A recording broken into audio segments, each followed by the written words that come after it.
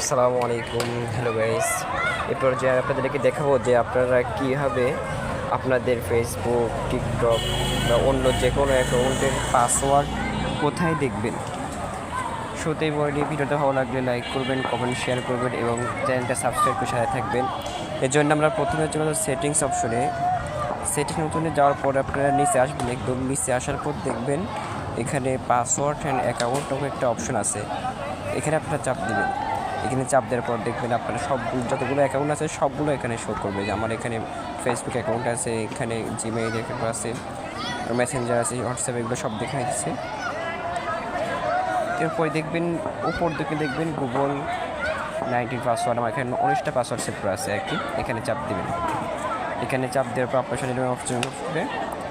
এগুলো দেখবেন এগুলো সব আমার পাসওয়ার্ড, এগুলো সব আমার যেগুলো অ্যাকাউন্ট আছে এই সব পাসওয়ার্ড। এখানে আমি একটাতে চাপ দিলাম, যেগুলো একটা দেখে দিই। এখন আপনার এখানে আপনার ফোনে যে লকটা আছে এই লকটা চাবে, আমি লকটা দিয়ে দিচ্ছি।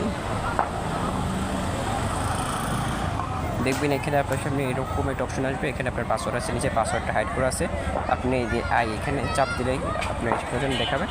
দেখা হয়ে গেল, এটাই আমার হচ্ছেন পাসওয়ার্ড, লিখে দিলাম। এরপর আপনি যদি এটা কপি করতে চান তাহলে এখান থেকে কপি করতে পারবেন।